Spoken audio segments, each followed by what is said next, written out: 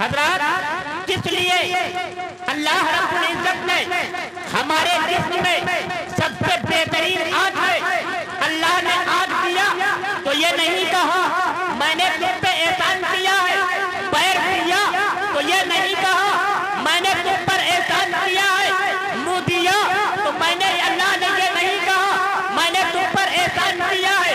लेकिन कुर्बान जाओ परवरदिगारे आलम इरशाद फरमाता है लक़द मन्नल्लाहु अलल मुमिनीना इज़ बअसा फ़ीहिम रसूला, ऐ मोमिनो मैंने तुम पर एहसान कर दिया। सबने रब से सवाल किया गया परवरदिगार सारा चेहरा बना दिया, एहसान नहीं किया, हाथ दे दिया, एहसान नहीं किया, नाक दे दिया, एहसान नहीं किया, जबान दे दिया, एहसान नहीं किया। लेकिन मौला एहसान कैसे किया? अल्लाह अल्लाह तो रब फरमाता है मैंने तुम्हारे दरमियान तुम्हारे अंदर अपने रसूल को भेजा तो एहसान कर दिया।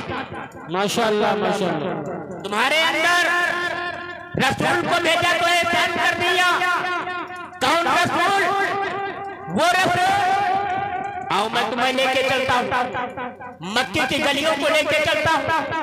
मेरे नबी की विलादत नहीं हुई है, मेरे नबी की पैदाइश नहीं हुई है। तो मक्के का आलम ये था, सारी दुनिया का आलम ये था कि लड़कियों को जिंदा दफन कर दिया जाया करता था।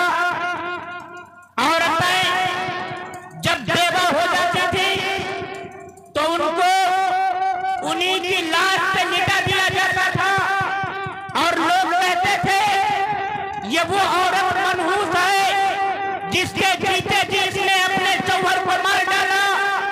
तो उस औरत को या तो उसी की लाश में लिटा दिया जाता था और या गांव के बाहर एक झोपड़ी बनी रहती थी, उस झोपड़ी में उस औरत को बंद कर दिया जाता था और जितना गांव का कूड़ा और करकट होता था उस औरत के ऊपर डाला जाता था।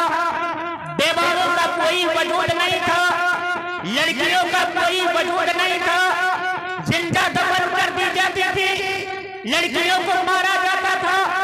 और यह आलम था कि औरतें कमाती थी, अगर बात बिगड़ती थी तो उनको आदमी मारते थे, परेशान करते थे। कहीं कहीं नौबत आ जाती थी कि उनकी नाक काट लिए जाते, कहीं कान काट लिए जाते। लेकिन प्यारे यही वो बेवाएं औरतें, यही वो बच्चियां रब की बारगाह में अरीज़ा करने लगी, ऐ परवरदिगार, ऐ खालिक़े कायनात, हम बेवाओं की इज्जत बचाने वाला कोई नबी भेज दे। लड़कियों ने कहा ऐ परवरदिगार, ऐ खालिक़े कायनात, हम बच्चियों की जान बचाने वाला कोई नबी भेज दे। तो आप देखो अल्लाह के प्यारे अल्लाह तबारक व तआला ने तमाम बेवाओं की दुआओं को सुना। बच्चियों की दुआओं को परवरदिगार ने जब सुना तो कहा परेशान न हो, वो दिन आएगा, वो तारीख आएगी जब मैं अपने महबूब को पैदा करूंगा। ओ लोगों सुनो, आप लोग तो कहते हो कि इस्लाम ऐसे मिला, लेकिन मेरे भाई गौर तो करो, मेरे नबी जब पैदा नहीं हुए तो जुल्म ये हो रहा था, जुल्म का शिकार बच्चियां हो रही थी, जुल्म का शिकार औरतें हो रही थी। लेकिन अल्लाह रब्बुल इज्जत ने फरमाया परेशान ना हो, हैरान ना हो। 12वीं तारीख थी, अल्लाह के प्यारे हबीब सरकारे मदीना सल्लल्लाहु अलैहि वसल्लम को परवरदिगारे आलम ने मक्के की सरजमीन पर, मक्के की वादी में, आमना की गोद में, अब्दुल्लाह के घर में अल्लाह के प्यारे हबीब सरकारे मदीना सल्लल्लाहु अलैहि वसल्लम की विलादत हो रही है।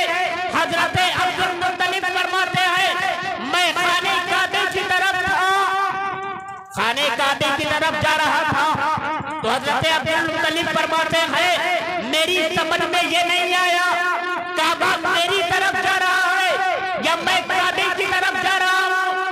किसी ने आवाज दी, अब्दुल मुत्तलिब मुबारक हो, तुम्हारे घर के अंदर एक बच्चे की विलादत हो गई है, एक बच्चे की विलादत हो गई है। शायर कहता है सरकार की आमद का अंदाज निराला है, सरकार की आमद का अंदाज निराला है, और मक्के में हुए पैदा, घर घर में उजाला है। सुभान अल्लाह, नारे तकबीर, नारे रिसालत, मुशलके आला हजरत, सरकार की आमद, दिलदार की आमद। वाह वाह, सुभान अल्लाह। हजरात, मैं आपको और बताता चलूं कि अभी अल्लाह के प्यारे हबीब सल्लल्लाहु अलैहि वसल्लम की विलादत नहीं हुई है, पैदाइश नहीं हुई है।